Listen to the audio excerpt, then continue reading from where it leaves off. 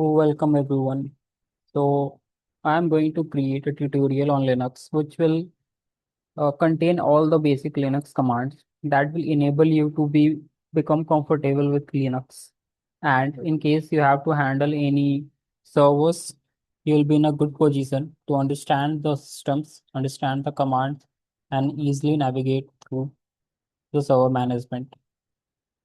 In the next session or in the next few days, I'm going to create videos on tablet server management as well. So before going into that, knowing the basic Linux command is really helpful. Without wasting time, let's start. So I'm expecting everyone to be at a beginner level. So let's go through the basic commands. Once we log in into any server, we will have that basically CLI that will be open uh, the cell. Generally, it's bash cell. So that will be open instead of the GUI, and everything has to be done via commands. So instead of the GUI that features that Windows and other gives, when we are having servers, we use the Linux Debian or Amazon Linux EC2 instance if we create. So there we'll have to be prepared to use all the commands to navigate, to know everything about our system and handle every application. So let's start. The first command, let's start with the pwd. Let me zoom the screen a bit. Okay. So pwd stands for present working directory. So once a user logged in, I am by default logged in under home/ius. If you want to navigate to directories, you'll have to use cd, which is for change directory. And Linux file system uh, is designed in a way where the root directory, let's zoom out a bit. So the root directory, every other directory is within this root directory. And to navigate, so this you can understand as the entire drive, and then other directories are within it. And then to navigate to any one of these, we have to use cd, and then we can write the directory name. Let's take home. So we are within this home directory. Now let's take, if we want to navigate from home to, let's take dev. So in this case, if I just try cd dev, it will not navigate there. The reason is I am presently in home, and within home, if we just write cd dev, it will try to find the folders within home directory, and there is no folder with the name dev. So if we have to navigate between directories, uh, then we'll have to give the complete address. If the directory is not within this home, then in that case we'll have to give the entire directory address, that is from root starting, then dev. So in this way, we are now in the dev directory. Now if you want to go to home ius, we'll have to use cd home and then ius. So in this way, we will be able to navigate through the directories. If we want to go back to the directory, the previous directory, what we can do, we can use cd and minus. So from the last directory that we were in, dev, we directly gone there. But now if we want to go, let's take, we are again, let's go back to home ius, and we want to go back one step back, like back to home directory, then we can use cd dot dot. Dot dot is for going back. So cd dash was like whatever, wherever your previous directory you were there, you will be navigated to that place. Whereas cd dot dot is just one step back in the entire directory address. Now we have let's go to cd and root. Now if you want to go to the home directory, then that is you can use this command and it will bring us to the home directory of the user. So whenever a user is created in Linux, our directory is created within home. So directory is created within home for each user that is going to create. And we will look into about it in detail when we will create users. Now we have seen the cd command, right? If you want to go, uh, backward to 2 3 levels, then we can use, let's go to ius and let's we want to go back to root. One way is we can directly type root and we can go, or if you want to go back 2 levels, then we can use cd dot dot slash dot dot, and then we are in the root directory. So that is how we can navigate easily in the Linux. And the second most important is listing down all the files and folders. So the command is ls.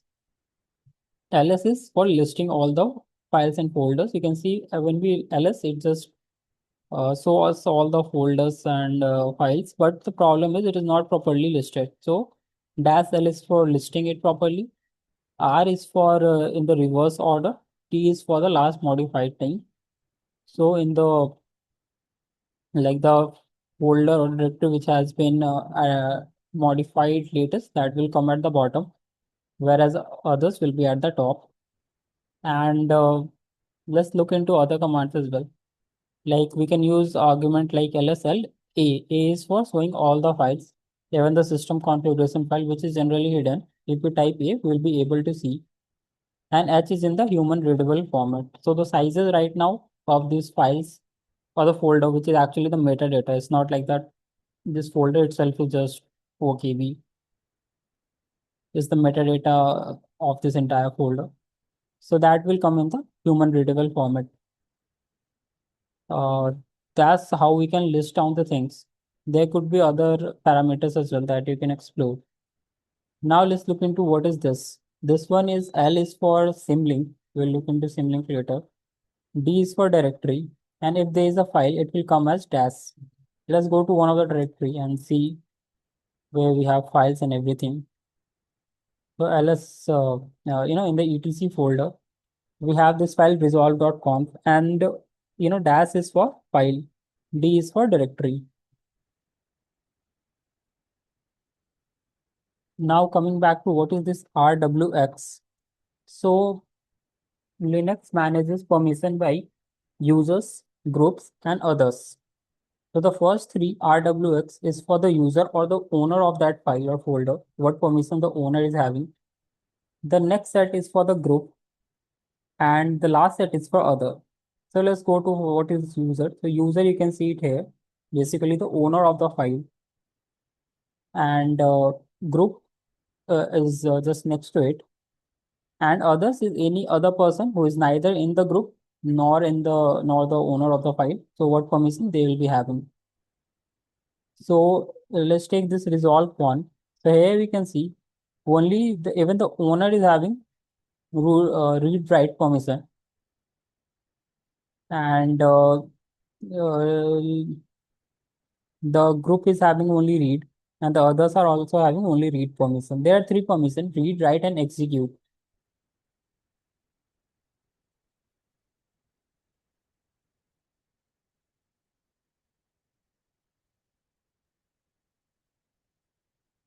We will look into how we can create, change the permission of a file and make it executable. But that what it means, RWX. And these are the number of links within that folder. This is the owner, this is the group, and this is the size. Now we have seen what is lslrt, lslah. Let's look here, lslah. So right now you're not able to see the files which are configuration. Let's do this lslah, and then we might have few more files to come.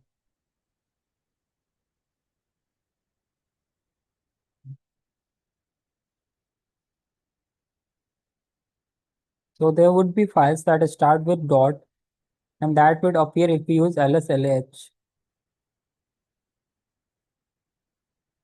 Yeah, let me check. Maybe I'm unable to get it right now here. Yeah, this one. So this dot updated. See.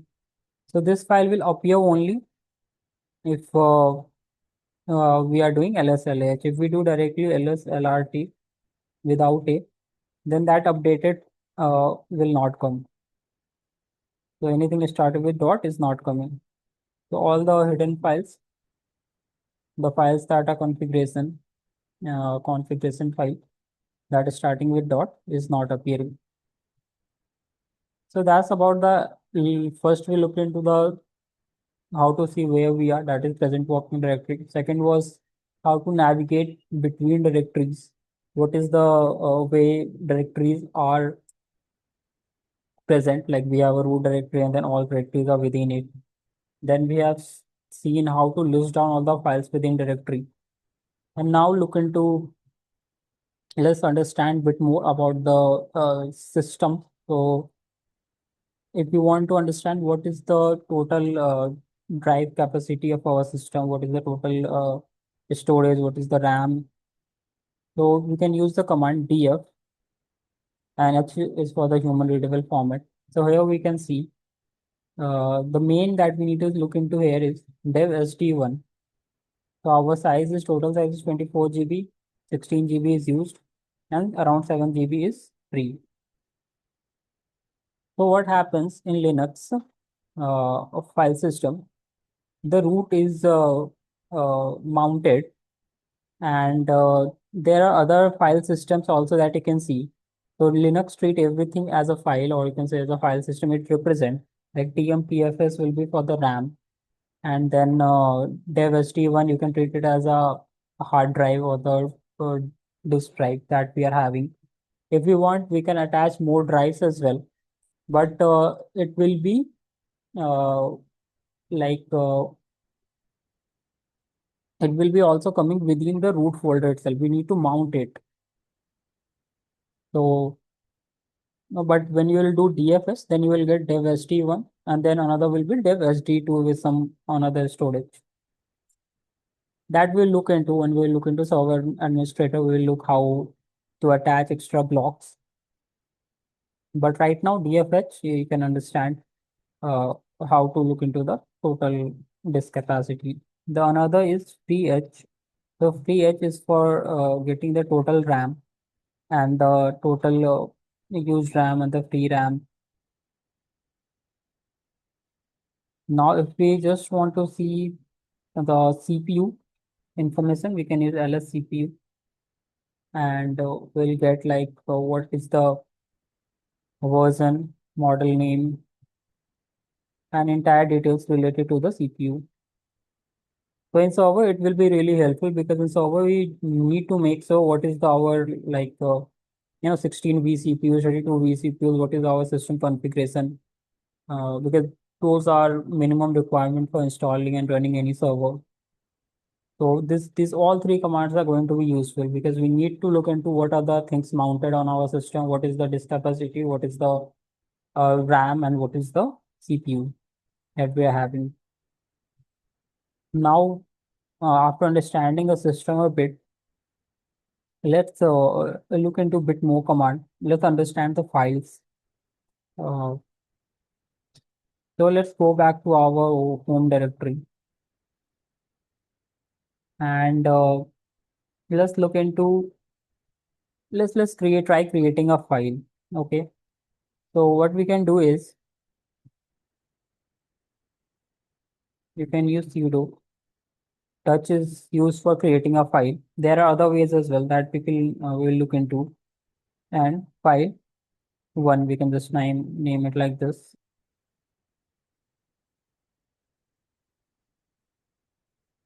And we will look into what is the meaning of sudo and all. Just focus right now on the touch. So when we did this, we can see the file has been created. The owner is root and the group is root. Sudo is basically to create the privilege and give root level permission. We will look into detail when we look into the user and group section. So touch can be used to create a file. And now there are text editors like Nano, Vi. So these are the text editors that can be used in Linux for editing any file. So even if you want to create any file, we can directly use uh, sudo v, and let's take create a new file. So we can use file 2. So this will open up uh, the area where we can start writing our text.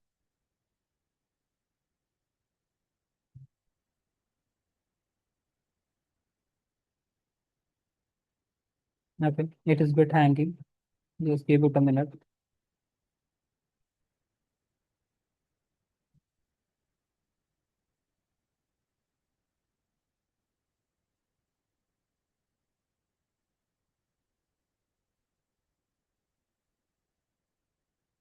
Okay.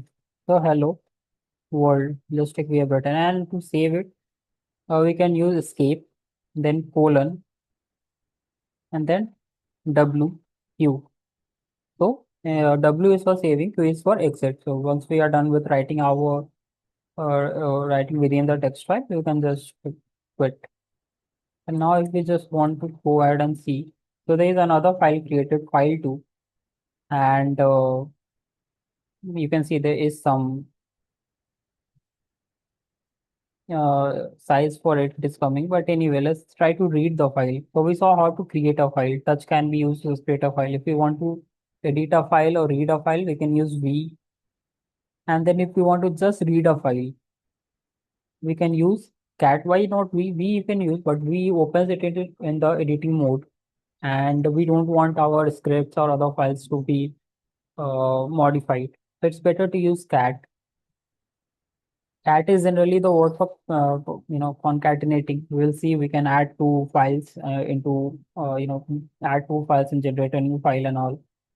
But for reading, we can use this cat command. So we can just use file 2, and we can see uh, the text within the file. There are other commands as well which are more, and there is another command less. So these commands are used widely instead of cat. The reason is we want to navigate. So let's take if there is a file which is having multiple lines. We don't want our entire CLI to fill with all those data. So to navigate it properly, line by line, more or less can be used. Less can will go from the, we will see. Let's use it. So more or less.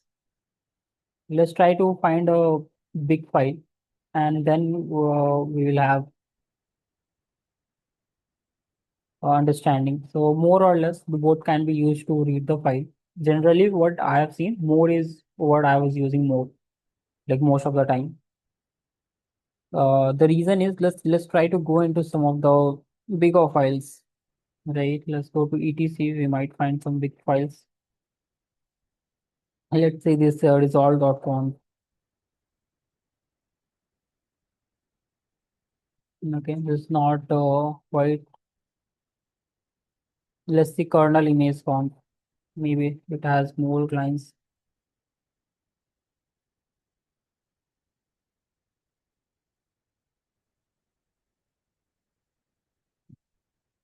This also don't have more lines. But if we have more, then the navigation will open up when we will use more. The cat will just fill our entire screen with entire text. Let's try this host dot allow.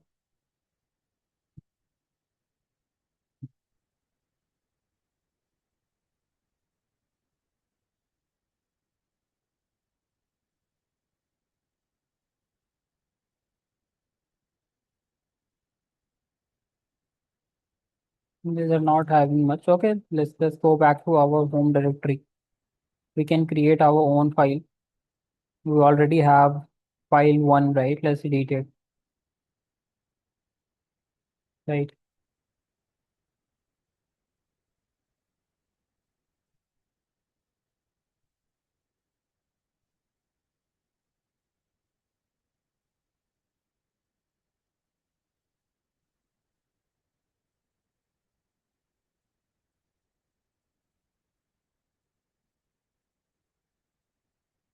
Okay, so let's use hello. Then we will again use hello. Then we will again use hello. Hello. Let's enter some garbage values.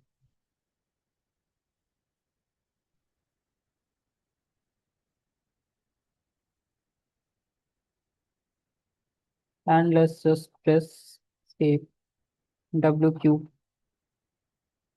And let's try to read it using cat now.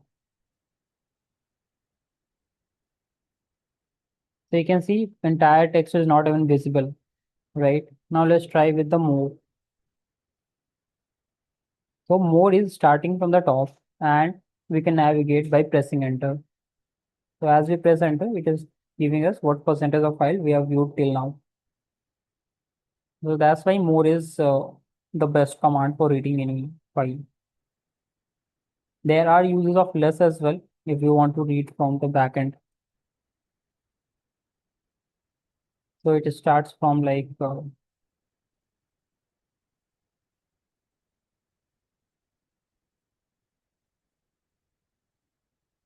it's in that.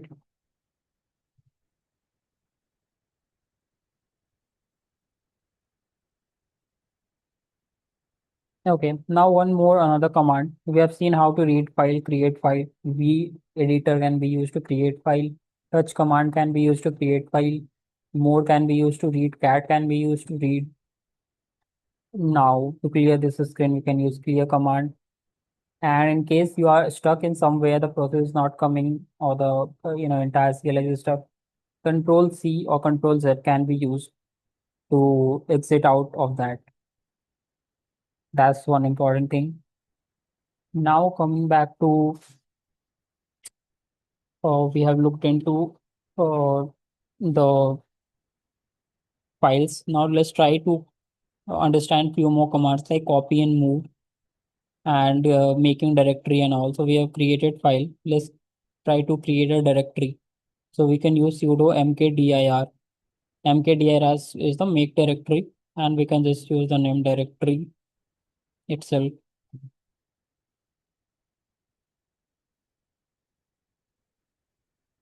And if we just try to look into, yeah, the directory has been created. Now, if we want to move the things, let's take we want to create a copy of file one. So what we can use is we can just write sudo cp is for copy, it's copy file one, and let's take we want to copy it, so we'll just give it the same or some another name file three, right? So at the same location, now we have file three, which is just a replica of file one. If you want to move something, or let's take if you want to copy it to some other folder, so instead of file one, we'll have to give entire address of that. So let's take, we'll have to give it like directory. Now we can use directory because we are within home, but let's try to give the entire address directory and then file one. Okay, so now we have that directory, that file within the directory. Okay, yeah, I can see that it has been increased to. Now, if you want to move a file instead of just copying it, we can use sudo mv command. Mv is to move. So we have a file two, right? We have moved file one. So let's try to move file two. So mv and the file name, which is file two that we wanted to move to directory.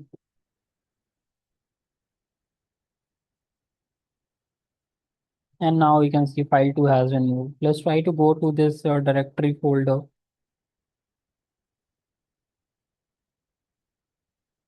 Let's try directly going because now anyway we have seen move and copy command.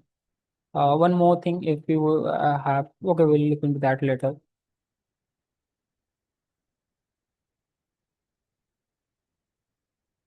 Okay, so we can see the directory has both file 2 and file 1. Now let's take, we want to move both the file, that is file 2 and file 1. right, out of this directory. So what we can do at once, if you want to move things, we can move, and then we can use file star. The star is like anything that is coming after the file. Two, let's say I want to go one directory back. So dot is for one directory back. Dot is for the current directory. So it has nothing. Let's try to go back. And now we have both the files within here. So if we have to move the files, multiple files, then we can use that star and move it. Similarly, copy it likewise. So that is very important, that star thing, because for finding also we will use that star. For grep, for finding things within a file, we will use that a lot. So that has a lot of uses. Now we understand about the copy, moving, creation of file, creation of directories. Now the another important concept is we are looking from a log, uh, that there are users and then there are groups. So we need to understand what exactly is a user and group here, and how the permissions are given. So users, you can just type first of all, who am I? So it will give you, what's your username, and then who is for getting whoever is logged in within the system. W will give you a bit more details about the user that has been logged in. But to get the total number of users, like in let's take in Windows, we can create multiple users. Similarly, in Linux, we can create multiple users and groups as well. Why that is required is for different people have different level of privileges, a different level of things that they need to do. Now we can't give access to, for entire system access to everyone. That is why we have different users and groups. So handling permissions for, let's take there are multiple users. Let's take there are 100 users. Now to handle the permissions, the concept of group comes in. So you segregate those 100 users into different groups and assign permissions to that group. So that's easy to maintain. And this concept of user and group is present everywhere, not just here in Linux or in Windows. Any server or wherever you will go, you will find this user and group concept. Ever in Tableau server, we'll see we will have groups and then we will have users. Let's try to see the total number of users which are created within this. So we have files within etc. Let's try to read it directly from the home directory. So if you want to read any file from some other directory, we can directly use cat and give the entire directory address. So we can use etc and the file name is PSSWD. So it will give us the username. So now you can see there are a lot of users. Our user is coming, IF, which is the main, but there are system users which has ID from 0 to 999. So ID post 1000. Like if we create a new user, we will have a new entry coming here. Now, if you want to see the number of groups that we're having, we can type groups and we will have all the group names. Or there is another way, we can use cat, etc, and group folder. So there's a file group. It again has all the group names. Now let's just understand some of the groups. So the main that I will be focusing upon is we can create group again for handling permission and all. So the group here, there is a pseudo group. So by default, there is no admin as such, right? Like admin is a privilege which is given to some of the people. So let's take a new user has been created. Now, if that user has a admin privilege or not, that will be defined on the basis of whether he belongs to this pseudo group or not. So if the person belongs to pseudo group, then he can escalate his privileges to root. So pseudo is a group. So if we can just try group and the username, we can see whatever group this IUS user is belonging to. So he belongs to this pseudo user, pseudo group. So that's why he will be able to write sudo su SU is for changing the username. We will look into it later. So sudo is like escalating the privilege to the root user. If we do it, we'll see we became the root. Now we have the entire admin privileges. We can handle any file as such. Let's exit it. So this is a very high level permission and certainly is not required to be given to everyone. Exit can be used to come back to, exit the session and then come back to the previous user. Now we have seen the group's name. We can create a group. We can create users as well. And then we can add a user to a particular group as well. So let's use that sudo for creating or deleting things. We need admin privilege, and sudo is like escalating that privilege.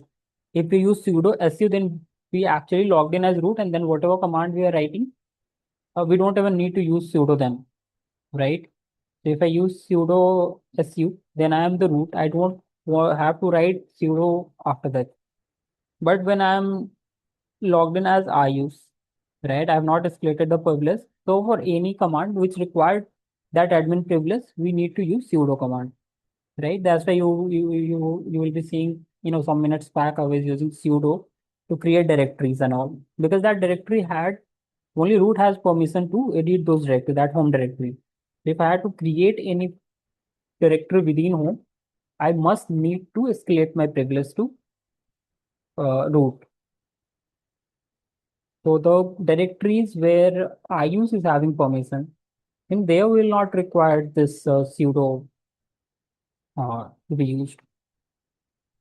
So let's see, once we log in as a root user, generally it is not recommended because it could be dangerous. By default or by mistake, if something happened, then it could be a problem.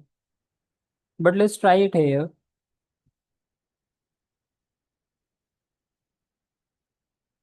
Let's try to use add user and let's try it. Uh, user one, and then it will ask for the new password, and it will ask for confirming the password.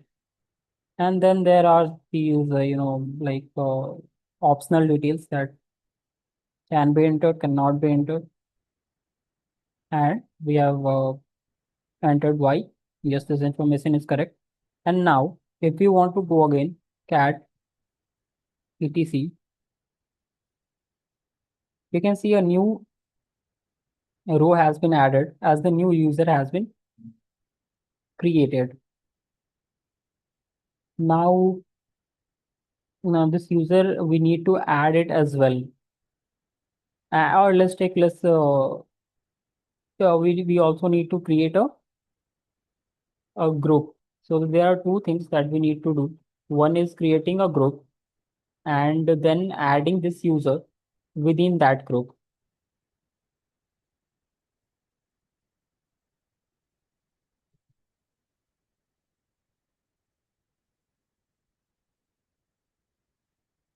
Let's exit from this root because this is going to be dangerous. Let's try to do using the sudo. So sudo group add, and then we need to add the group name. So let's say group one, I'm just typing, and then go back to cat etc group, and now you can see we have a new entry group one. Now the group has been created. We can assign this, if we are creating any file or folder, we can make, assign a group like group one to that folder, and the owner we can assign anyone. And whatever the permission for that group we will keep, all the users within that group will have same permission. Like we are giving only read permission to this particular group for that particular file. So all the users within that group will only have the read permission. So that's how it is easy to maintain. Let's try to look into some of the examples by creating a file and see how and who can access and who cannot access.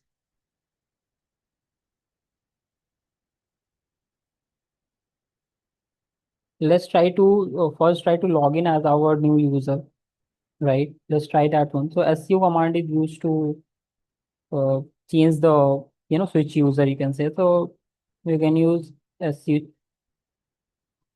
and now it will ask the password, and now we have logged in as a user one, right? Now what are the groups this user one belongs to? Let's look into that first. So user one belongs to only user one, and there is another group users. Now we need to now let's try to escalate the privilege using this user sudo. uh, let's try anything like sudo su. Okay, try to log in as a root itself, and now you can see user one is not in the sudo's file. So basically this user one is not belonging to that sudo group, and that is why it cannot be the root privilege cannot be escalated. Now, if you want to add it, of course, someone who has the admin privilege can only add it. So let's exit it. Now we can use sudo, and we want to add this particular user to this sudo group. So we can use user mod. A is for appending to the group, and the group name is sudo. Username is user one. So what we are doing, we are telling add this particular user one to the group sudo. And now if we see groups user one, now sudo is there, right? Let's add it with to the group one folder as well. So we've created a new folder group one, right? Let's try to add it within that as well. Now we have added, right? Oh, user changed.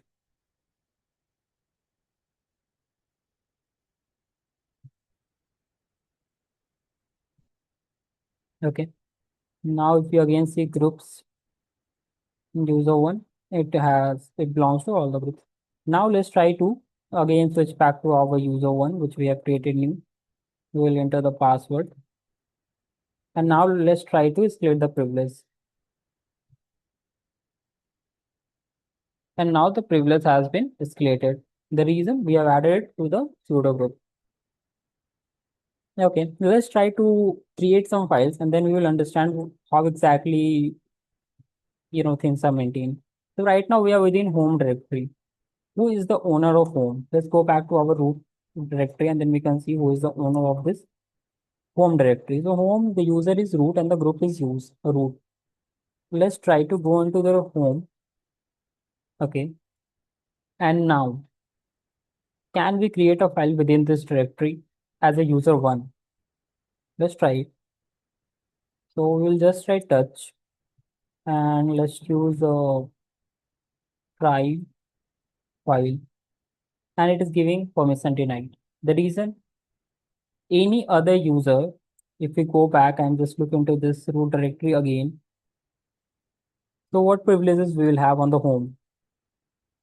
I am not the root, I am user one, so I'm not the owner of that directory. I don't belong to the group root.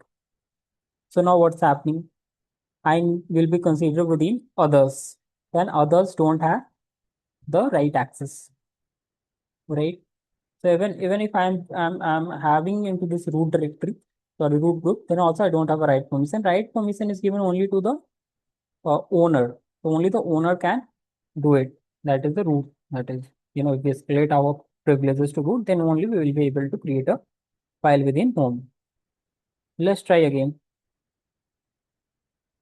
Now we'll go to another folder, which is IUs, and the permission is IUs is the owner and group is the IUs. So and only IUs can read, write, and execute. So the only owner can create or edit any file within this. If I am a user one, I'll not be able to even, let's try to go into this directory and it will give permission denied. I don't even have read permission for this directory, right? But what we can do, uh, okay, so this is like a glimpse of how we can handle the which file we can restrict to whom. let's try to change the permission for some of the file and see if we can access it or not. Like there is a file2, we have created it as a root. Now if we try to directly read it using user one, okay, others have, I guess, that read access. Let's try to write it, right? File one, write access is not there, right? So let's try to open using v uh, file one. It will open because we have a read access, but can we save it? Can we save it? And we'll give no, you only have read only option, right? So the reason is we can't do it. Let's try to quit it. So Q is for quitting, we quit it. So we will not able to write it because we don't have permission. So what we can do, we can try to add group one is there, right? So let's try to change the group of this file one. We can you do that using chgrp. So of course for changing we need to have group previous. So sudo chgrp change group, and the group that we wanted to change is, let's take yeah, group one I think is better. So our file is file one, and our group name is group one.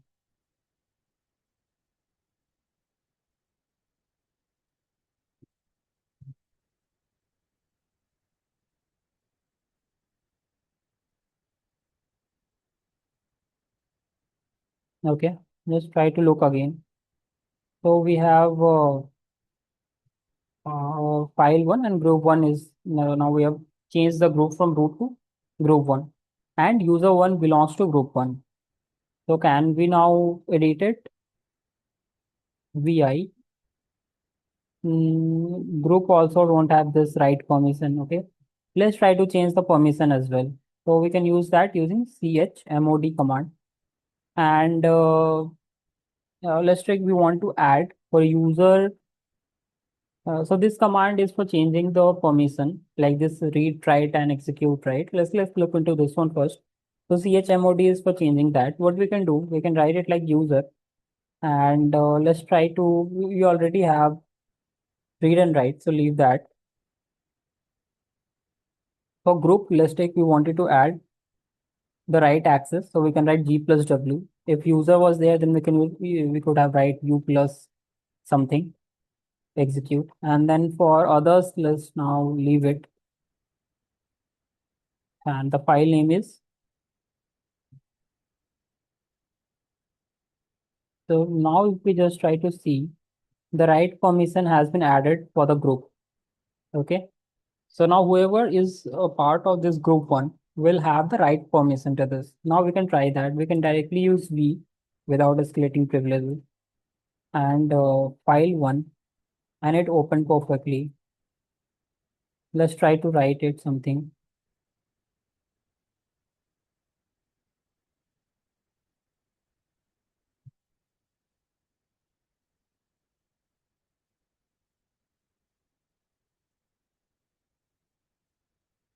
It is again hanging a bit, I guess.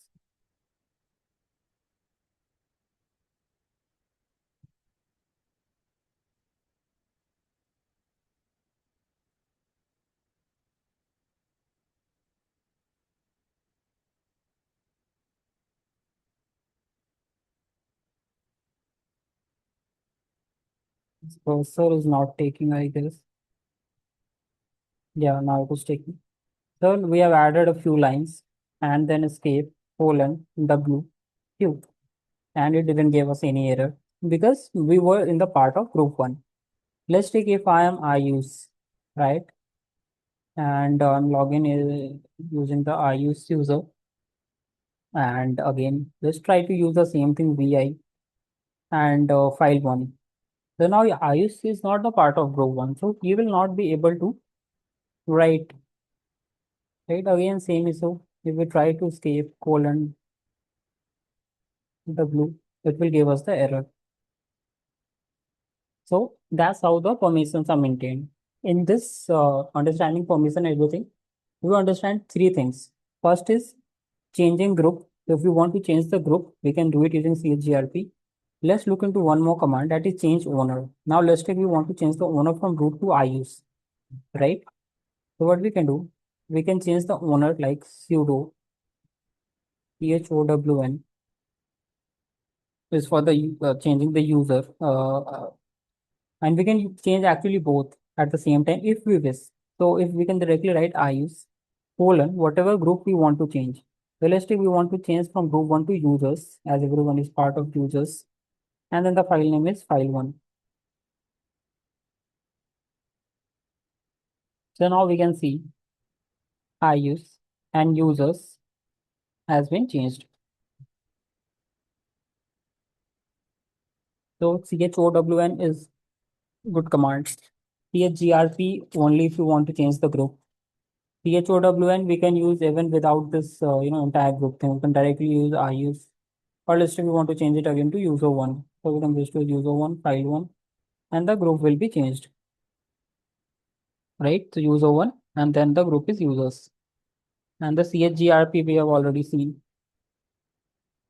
Now, if we want to change, let's take there are multiple files within a folder, and we want to change the ownership of all the files.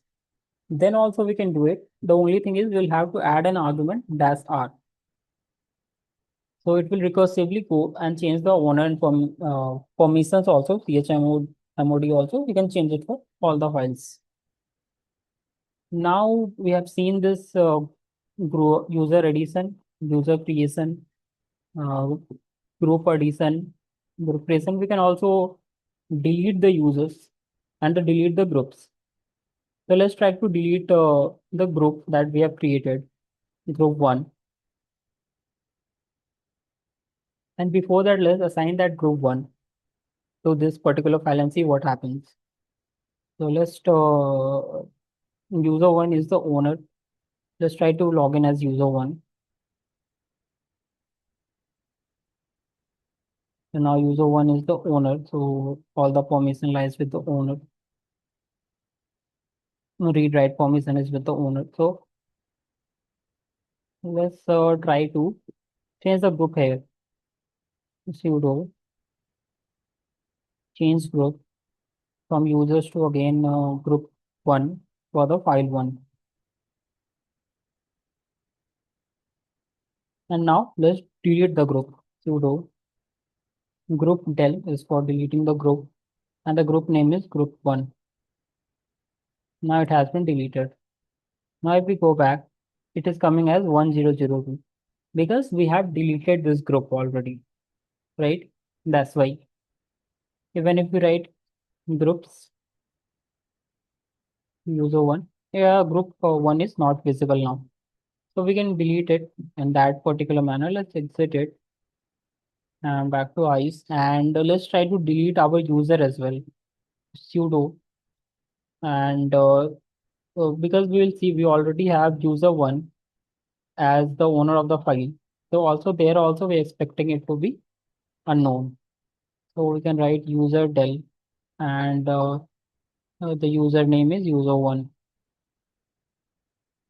Okay, so right now some process is there which is running, and that is why we are not able to delete this user one.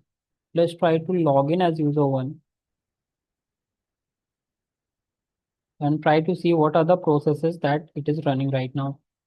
So for running seeing all the process that is running, you can use ps command, and 23728 is the one that was you know stopping us from deleting this user. Let's try to kill this process, or let's try to kill all the process. So we can use kill and the command 23728. Not sure if this has killed. Uh, Maybe try to exit it, quit it. It's not taking. Exit is working, but again, not sure if you'll be able to delete this user. Let's try to kill it using sudo. So let's use sudo kill, and the all the process we want to delete it for the this particular user. Let's try if that works.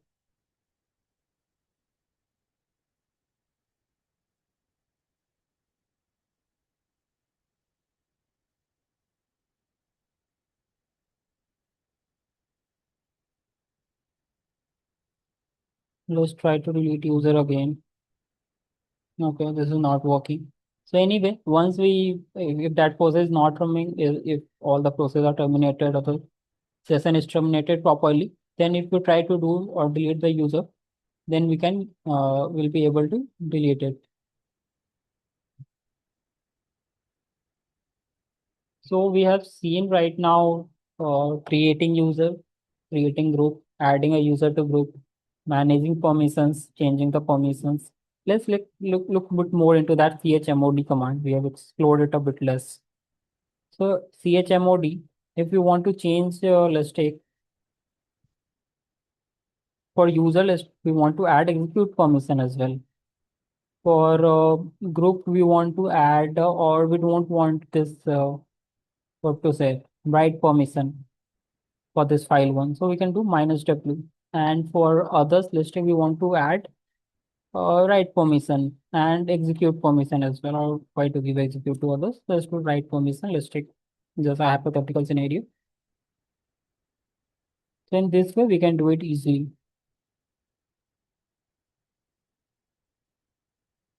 right? So read, write, execute. And when we convert a file as an executable file, you can see it is coming in a green color. It will have a different way. It will be highlighted in a bit different color depending on the version that you're using. Now there's another way of using it. Like, so there are numbers associated with it. So for read, there's a number 4 associated.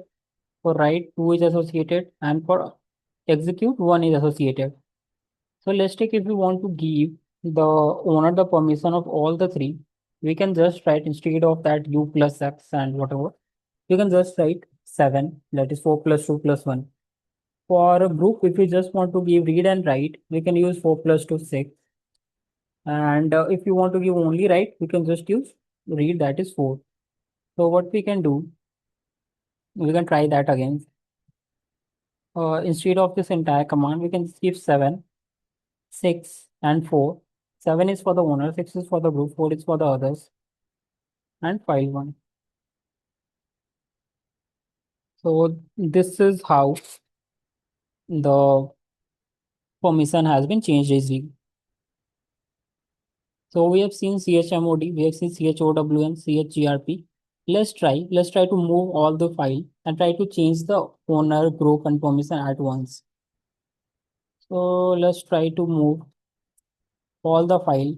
We can use that, we have seen the shortcut, that is file all. So whatever coming after file will be moved, but there is a problem.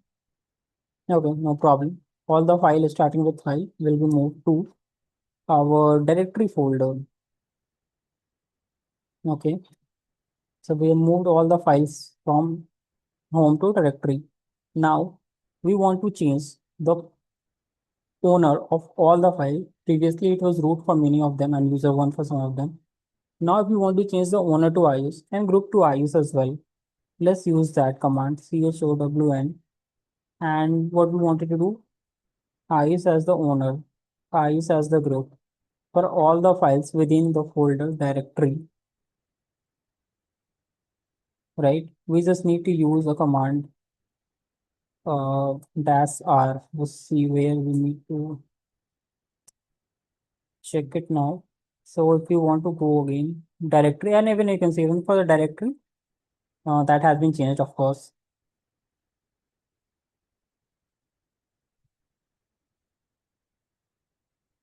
And now in this, all the file, the group and the user has been changed.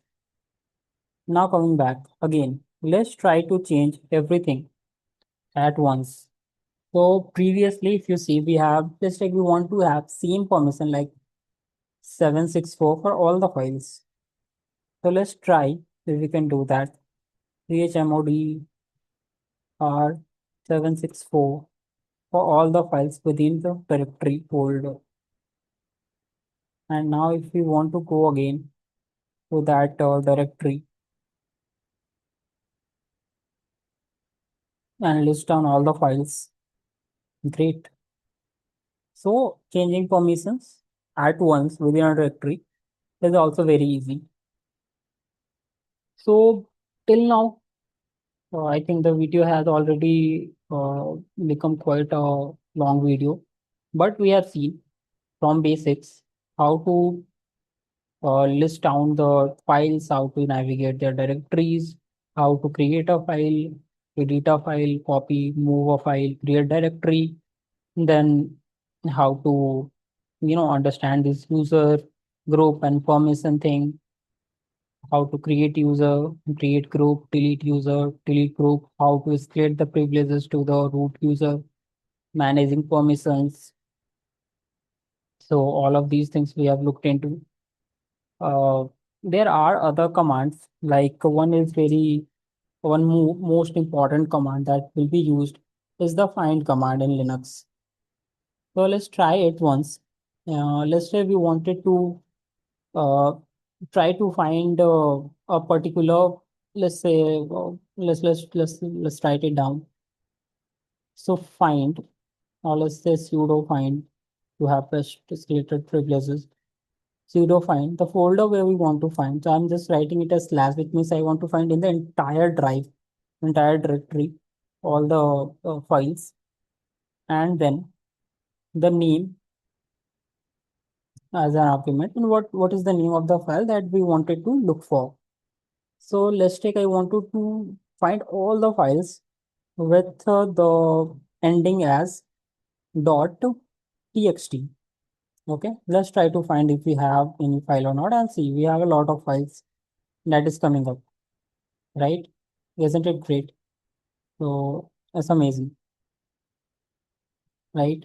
There are a lot of files and taking off. To stop this process, we can use Control Z and that would get it stopped. Now, also one thing, if you want to, don't want have to write the entire command again and again, you can type the up arrow and the previous command will appear, right? The another way is you can also use history. So history will give you all the commands that has been ran till now. But up arrow is good. Let's take you have forgot some command that you've used in previously. You can use history till the session is active. You'll get that. Now let's see. Uh, okay, where we were. Yeah, we were in the find command. So find is uh, find along with this expression wildcard characters that will look like a star is for all, question mark is for any character, right? And bracket is for anything within it. So let's take we wanted to say anything starting with A and then anything after that and dot txt. So all the files that is like API endpoint aa.txt. So those are coming, right? Now we can use it like any one of them, ABC, right? So even the files with C, starting with C will appear. If we wanted to like after A, we want only one character, or let's take two characters and then this. Then we are getting it like API endpoints, like anything started with A. Okay, let's try to remove this. And then we have all the ones which is with the three characters, like anything A, B, C, and then two more characters. Any it could be any other character. You can see we have these B, B, B, C, C, C, C, A, T. So this is one of the best way of searching. Instead of root, if you want to limit our search to home, we can just type here the directory name that is home. And let's define it a bit because we don't have any such file within our directory. Let's see, we wanted to have something with a name group. So we have one file owner group that came. Or let's take if we want to add something like file star, then it will give all the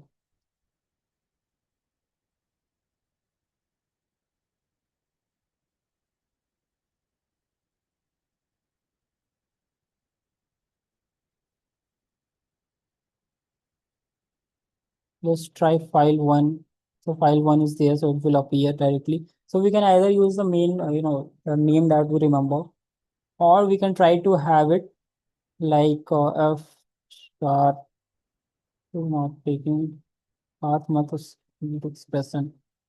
Okay, so we can use that before and something like owner. We want owners, and then so we get this file owner group, right? Even for file, we should be getting. Let's use file, no characters for that. Let's use stuff.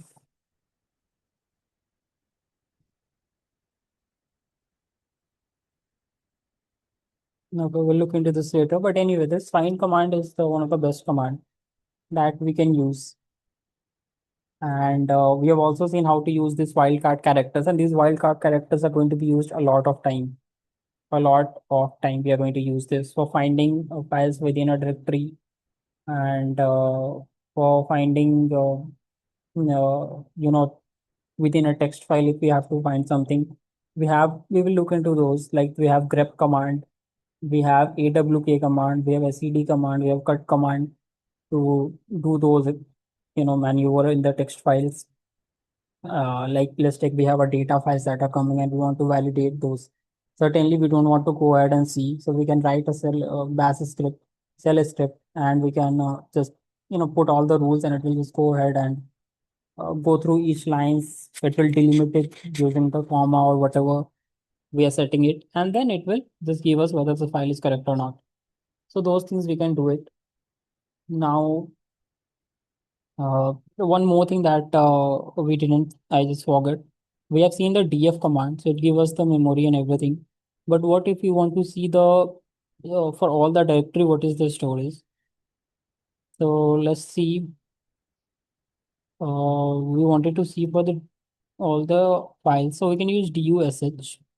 Du is the disk uses as is to summarize, that is for the human readable format.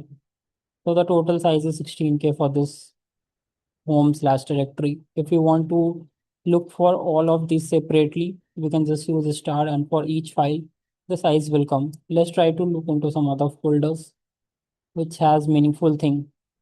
So let's go into cd var.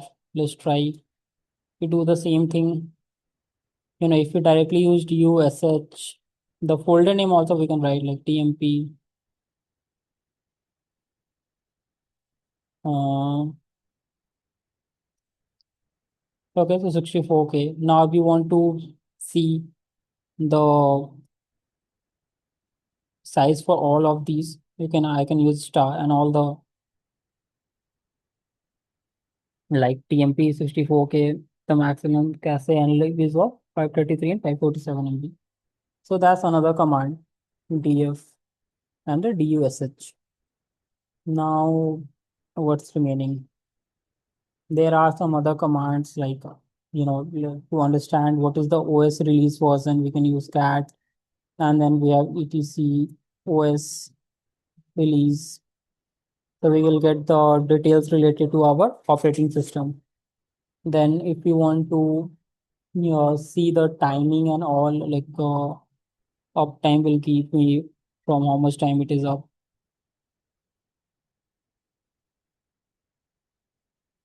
And let's try to. Okay, I think we have already seen a lot of this. Let's wind this down. So date can give us the date. So we have seen a lot of commands here, starting from navigating to creation of user directory, handling permission, understanding text file, finding command. And the next videos we will look more deeper into some of the networking commands and some other commands that might have left use cases. And then we'll deep dive into the cell scripting, some of the use cases that are there. and then maybe you will be in a condition to go ahead on any system, and you'll not feel like you are very new and you don't know anything. You will have a good understanding of the entire system, and you can handle the servers as well. Okay, thanks. Thanks everyone.